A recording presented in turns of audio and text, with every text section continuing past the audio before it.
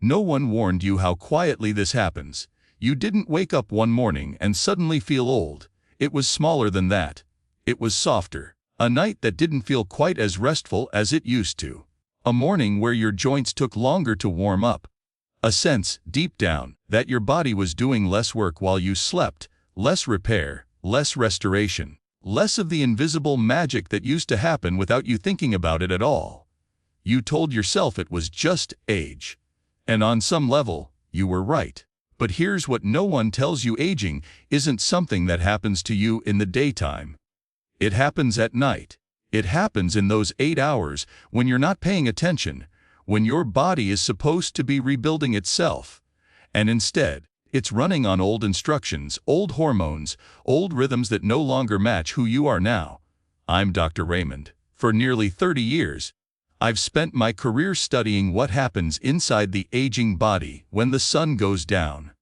And I want to tell you something that changed how I practice medicine, how I think about my own aging, and how I help my patients reclaim what they thought was gone forever. The night is not your body's enemy. It's your greatest untapped opportunity. The question isn't whether you can age better. The question is whether you know how to work with your body's own biology to make the nighttime hours count for something.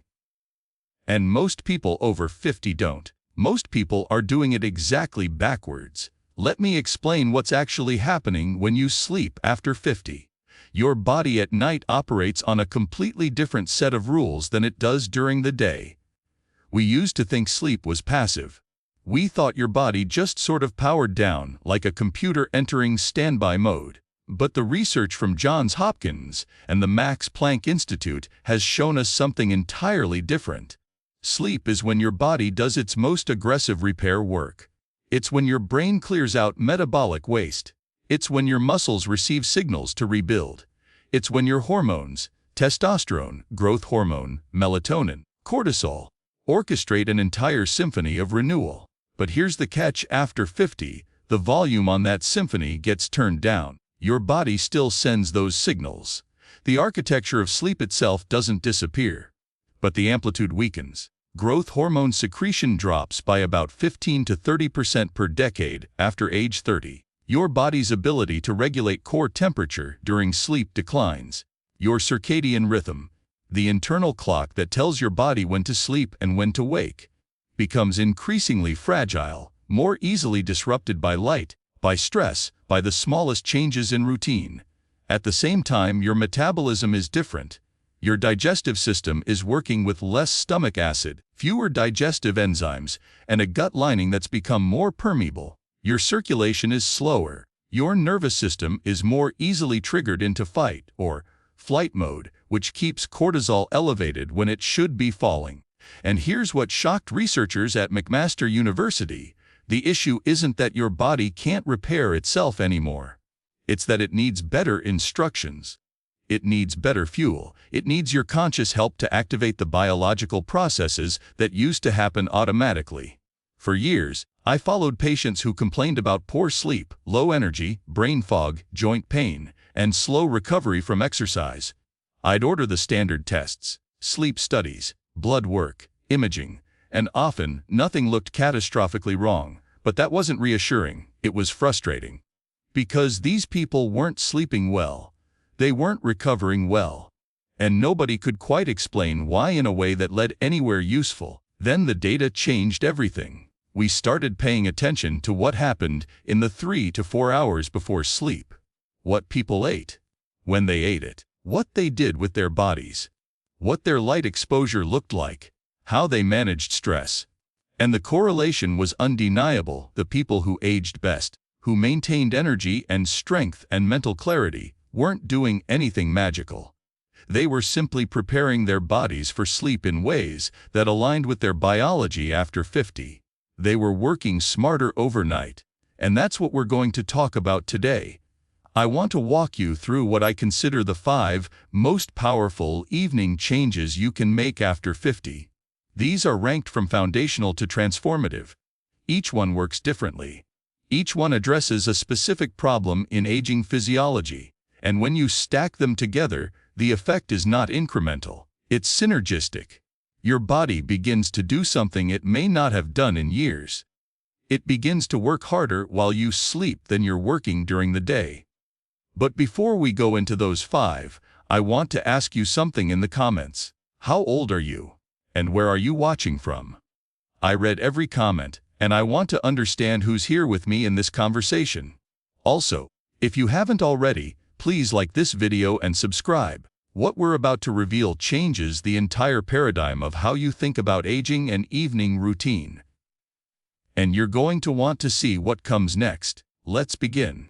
Number 5. Consistent sleep timing. This might sound almost insultingly simple, but consistency in sleep timing is not about discipline. It's about biology after 50. At your circadian rhythm, the master clock that governs everything from hormone release to core body temperature to immune function, becomes exquisitely sensitive to irregularity. Here's what's happening inside your body. Your suprachiasmatic nucleus, a cluster of cells in your brain the size of a grain of rice, is responsible for timing.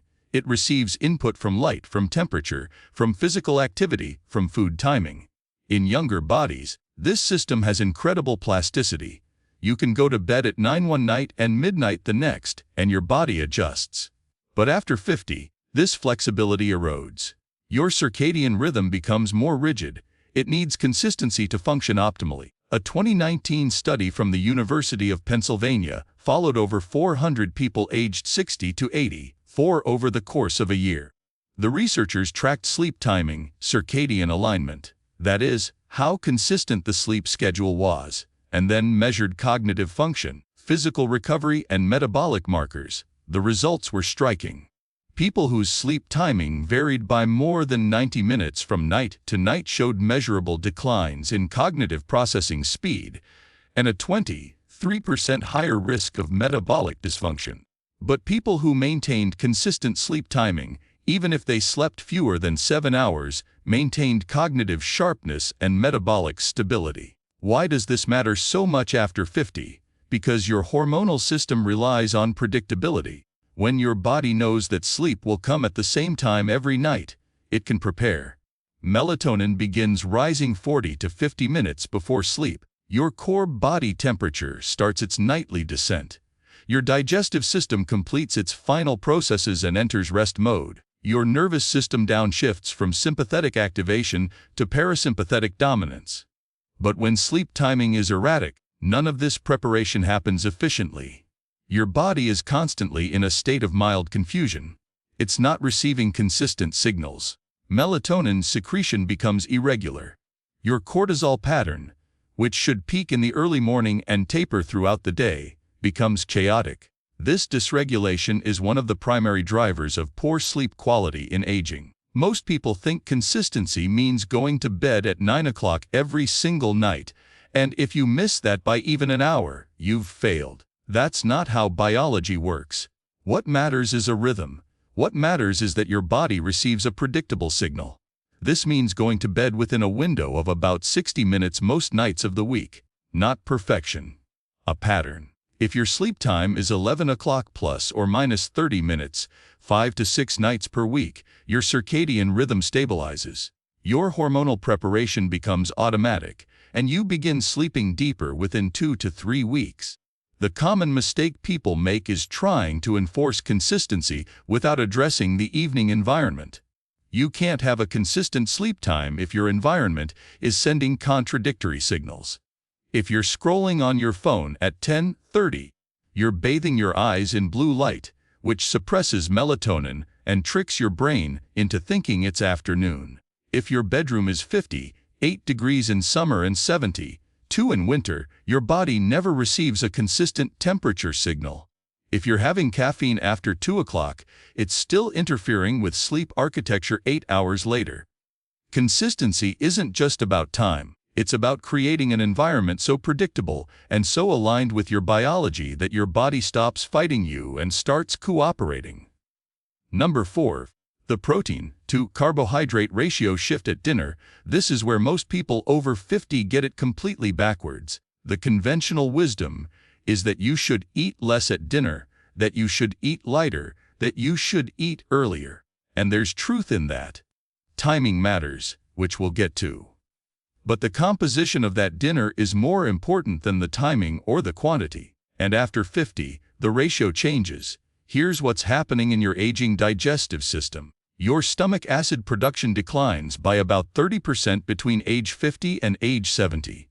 Your production of intrinsic factor, a protein necessary for vitamin B12 absorption, drops significantly. Your intestinal brush border, the microscopic finger-like projections that increase surface area for nutrient absorption, becomes less dense. Your gut motility slows. Constipation becomes more common not because of age itself, but because the physical mechanisms of digestion are working less efficiently. At the same time, your muscle protein turnover, the rate at which your body breaks down old muscle proteins and builds new ones, becomes slower and requires a stronger stimulus to activate. After 50, you need more amino acids, delivered more efficiently, to maintain muscle mass during sleep, when protein synthesis is highest. A landmark study from McMaster University in 2015 followed 131 adults aged 65 to 80 who were resistance training. Half consumed standard protein intake spread throughout the day.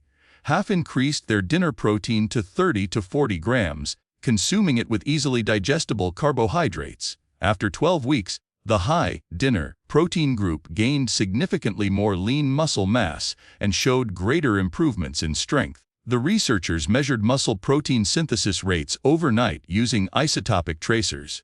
The high protein dinner group showed a 45% greater rate of muscle protein building during sleep. Why dinner specifically? Because protein digestion takes time.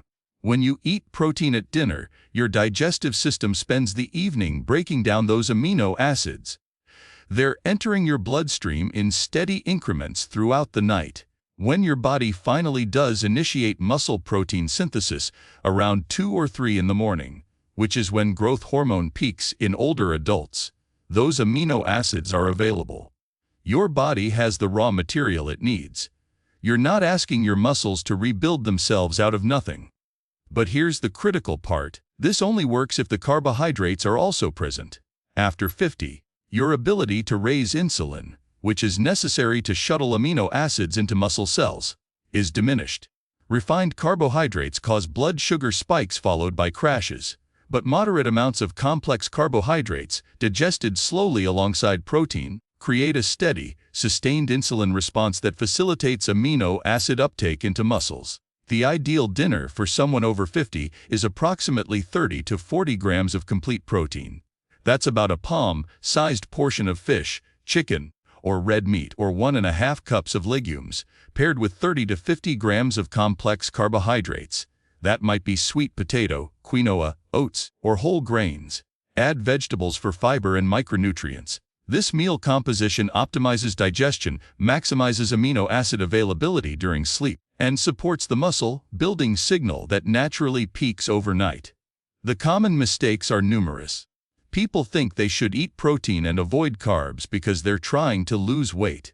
After 50, this is backward. You lose weight by maintaining muscle, not by restricting carbohydrates. People also think liquid protein, like protein shakes, are equivalent to solid protein. They're not. Whole food protein takes longer to digest, creates a more sustained amino acid delivery, and comes packaged with micronutrients your aging body desperately needs. The other mistake is eating too much protein too quickly. 40 grams of protein in a single sitting is the threshold for maximal muscle protein synthesis in older adults. More than that, and your digestive system simply can't process it efficiently. You're wasting it. Consistency and adequacy matter far more than excess. Number 3. Strategic light management in the evening. You might think light management is about sleep quality. It is. But it's also about something more fundamental: circadian-driven hormone release. After 50, your eyes become less sensitive to light. The lens yellows. The pupil becomes smaller. Less light reaches the retina. At the same time, the cells in your retina that are responsible for circadian rhythm regulation, called intrinsically photosensitive retinal ganglion cells, become less responsive to blue light specifically. This sounds like a disadvantage, and in some ways it is. But it also means that the light environment has even more power over your aging body than it does over younger bodies. Because when light does get through, it has an outsized effect. Research from Harvard Medical School tracked 78 adults aged 65 to 75 over 6 weeks. Half maintained normal evening light exposure, television, phones, overhead lights. Half switched to dim lighting, blue light filters on screens, and no bright light after 7 in the evening. The dim light group showed a 47% increase in melatonin production in the evening hours, fell asleep 17 minutes faster on average, and reported significantly better sleep quality. But here's what most people don't focus on: the dim light group also showed improved glucose regulation the next day and lower nighttime cortisol levels. This matters because cortisol should follow a specific pattern. It should be high in the early morning to help you wake and mobilize. It should fall throughout the day, reaching its lowest point around midnight. But if you're exposed to bright light, especially blue spectrum light, in the evening, your brain interprets this as afternoon. It delays melatonin release. It keeps cortisol elevated. And then when you finally do sleep, your cortisol doesn't drop as low as it should. You wake feeling unrested. Your nervous system is still slightly activated. Your recovery is incomplete. The protocol is straightforward but requires consistency. 2 to 3 hours before your target sleep time, dim your lights. This means overhead lights off or on dimmers set to about 30%, lamps with warm spectrum bulbs, blue light filters on phones and tablets. If you're watching television, watch it in a dim room. The goal isn't total darkness. That's unnecessarily restrictive. The goal is to signal to your body that day is ending. After age 50, your eyes are more sensitive to the glare of bright overhead lights than you might realize. Even though it doesn't feel uncomfortable, the signal is being received. Your brain is being told it's still afternoon. The solution is not complicated. It's simply removing the artificial stimulus. Many people think they need to wear blue light glasses or buy expensive circadian lighting systems. These can help, but they're not necessary. Simple dimming works. What matters is consistency. Your body needs to receive a light signal every evening that says, reliably, day is ending, night is coming. Begin your shutdown sequence. The common mistake is thinking this is optional, or that you can enforce sleep through willpower while your brain is still receiving afternoon signals. You can't. Light is one of the 2 or 3 most powerful regulators of your nervous system. Ignoring it while trying to sleep well is like trying to drive with the parking brake on. The effort is wasted. Number 2. Temperature optimization and sleep architecture. This is where everything changes. Your body temperature is not incidental to sleep. It's fundamental. Your core body temperature must drop by about 1 to 2 degrees Celsius for sleep to initiate and deepen. In younger adults, this thermoregulation is automatic and efficient. Your body detects evening approaching and begins cooling itself. But after 50, this cooling response becomes sluggish and incomplete. A study from UC Berkeley tracked sleep quality and core body temperature in 150 adults aged 60 to 75. The researchers used wearable sensors to measure core temperature continuously throughout the night. They found that older adults who slept poorly showed less of a temperature drop in the first hour of sleep. In fact, some showed almost no drop at all. Their core temperature remained elevated throughout the night. And unsurprisingly, these same people experienced fragmented sleep, frequent awakenings, and lower slow-wave sleep, the deepest, most restorative stage. But here's what's important: this isn't irreversible. The researchers then introduced a simple intervention, a bedroom temperature of 65 to 68 degrees Fahrenheit, about 18 to 20 degrees Celsius. That's cool. Colder than most people keep their bedrooms. But it matches what your aging body actually needs. Within 2 weeks, the same people showed a more pronounced core temperature drop, deeper slow-wave sleep, and better overall sleep quality. But the effect went beyond sleep. They showed improved glucose regulation, better next-day cognitive function, lower inflammatory markers in their blood. Why is temperature so powerful? Because temperature regulates which sleep stage your brain enters. Slow-wave sleep, stage 3 NREM sleep, the deepest stage, is where the bulk of your physical restoration happens. This is where your brain clears out amyloid protein, the buildup of which is associated with cognitive decline. This is where your muscles receive growth hormone and begin protein synthesis. This is where your immune system consolidates its memories of pathogens and builds new immune defenses. You cannot get adequate slow-wave sleep without adequate core body temperature drop. The protocol is precise. Your bedroom should be 65 to 68 degrees Fahrenheit. If that's uncomfortable for you, and it will be at first, you can use bedding to regulate your personal temperature. A cool room with warm bedding is the ideal. Your body wakes beneath the covers warm, but the environment is cool, triggering the thermoregulation that leads to deep sleep. Additionally, and this is important, your core body temperature at the time you go to bed matters. If you're hot when you lie down, the thermoregulation response is muted. A warm bath or shower taken 90 minutes to 2 hours before bed actually facilitates faster sleep onset. Here's why. The bath causes your core temperature to rise. Your body then responds by cooling itself more aggressively than it normally would. You leave the bath, your peripheral blood vessels dilate, heat radiates away from your core, and your core temperature drops more steeply than if you'd simply gone to bed. This accelerated cooling is a powerful signal for sleep initiation. The common mistakes are thinking a warm bedroom is cozy and sleeping conducive, when in fact it prevents the temperature drop your aging body needs. People also think they should take a cool shower or bath right before bed, which is actually counterproductive. The timing matters. Bath 90 minutes before bed. Cool bedroom during sleep. These work synergistically. The other mistake is not giving this enough time.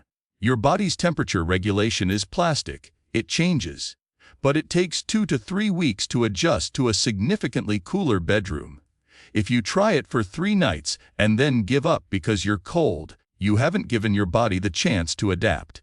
Consistency is essential. Number 1. The timing of nutrient cessation and the overnight fast. Here's what shocked me most in all the research I've reviewed. The single most powerful evening change you can make after 50 is not something you do. It's something you stop doing.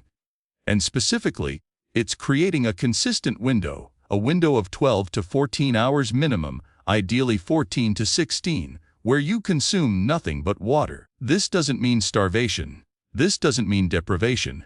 It means timing.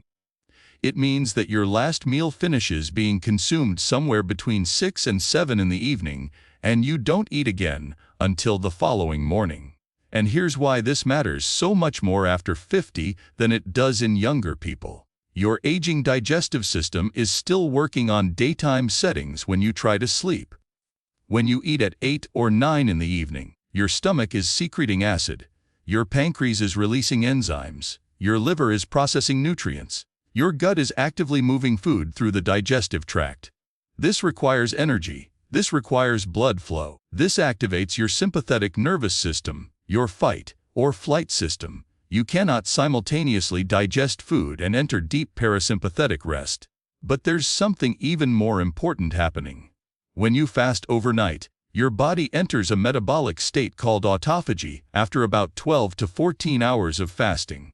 This is cellular cleanup and renewal. Your cells begin breaking down dysfunctional proteins, clearing out accumulated metabolic waste, and rebuilding cellular structures. This process is essential for aging well, and it only happens when you're not actively digesting food. A landmark study from the Salk Institute tracked 128 adults aged 55 to 75. Half maintained normal eating patterns with food consumption spread throughout the day and evening. Half adopted a consistent 14-hour fasting window, eating their last meal between 6 and 7 in the evening and their first meal between 8 and 9 the following morning.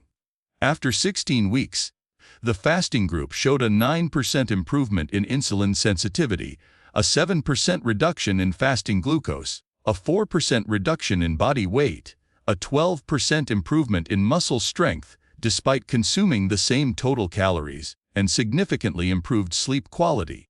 The researchers also measured autophagy markers through blood biomarkers and found that the fasting group showed evidence of active autophagy throughout the night. Their cells were essentially renovating themselves while they slept. But here's what makes this even more powerful after 50s. Your body's ability to regulate blood sugar during the night is compromised. Insulin sensitivity declines with age. Your pancreatic beta cells, the cells that produce insulin, respond more slowly to glucose spikes. When you eat late in the evening, your blood sugar remains elevated well into the night. Your pancreas is still working to bring it down. Your body is in a fed state when it should be in a fasted, restorative state. By creating a consistent fasting window, you're allowing your blood sugar to stabilize completely. You're allowing your insulin levels to drop. You're giving your digestive system a complete rest, and you're activating the deepest level of cellular repair. The common mistakes are numerous. People think they need to snack in the evening because they're hungry. Usually, what they're experiencing is not hunger, but thirst or habitual eating. True hunger at 8 or 9 in the evening, when you've eaten an adequate dinner, is rare. What's much more common is the habit of eating, the association of evening with food, or mild dehydration. The other mistake is thinking you need to eat breakfast immediately upon waking. You don't. If you finish eating at 6 in the evening, you could wait until 10 the next morning and have a 14-hour fast. Or you could eat at 8, which gives you a 12-hour fast. Both are beneficial. The key is consistency. Your body benefits most when it knows that food will come at a predictable time. Many people also think fasting means eating less total calories. It doesn't have to. You're simply compressing your eating window. The total calories remain the same, but they're consumed during a narrower time frame. This is why this works so well after 50. You're not restricting food. You're timing it differently. And that timing change, because of how aging physiology works, produces remarkable effects. The integration, what happens when you combine these 5 elements? Your evening becomes a coherent signal to your body. Consistent sleep timing tells your circadian rhythm what to expect. Dim light allows melatonin to rise naturally. A cool room facilitates the temperature drop needed for deep sleep. A protein and carbohydrate dinner provides the amino acids your muscles will use during their nighttime protein synthesis. And a consistent fasting window activates cellular repair and allows your nervous system to fully downshift into parasympathetic rest. These aren't independent interventions. They're synergistic. Each one amplifies the others. And because they're aligned with how your aging body actually works, the effect isn't subtle. Within 2 to 3 weeks, you'll sleep deeper. Within 4 to 6 weeks, you'll notice changes in your energy, your cognitive clarity, your recovery from exercise, your body composition. Within 12 weeks, the changes compound. You're aging differently. Your body is rebuilding itself at night in ways it hasn't in years. A final word, I want you to hear this clearly: you are not broken. Your body after 50 is not a machine in decline. It's a machine with different operating instructions. You've been following the daytime instructions at night. You've been wondering why your body isn't cooperating. And the answer is that you've been speaking a language it no longer understands. But your aging body is also more sensitive to the right signal. A younger person might not notice the effect of temperature optimization or light management, but you will, because your system is working with narrower margins, with less redundancy, which means it's also more responsive to the right input. It is not too late. It doesn't matter if you're 55 or 85. These changes work, not because they're magical, but because they're biological. They're aligned with how your body actually operates after 50. Your overnight hours are not time lost. They're your greatest opportunity for renewal. And starting tonight, you can work with your biology instead of against it. Thank you for watching. Please comment below with your age and location. Like and subscribe so you don't miss the next video in this series, where we're diving into how to structure your daytime to amplify everything you're doing at night. Your best years are not behind you. They're being built right now, in the hours when you're asleep.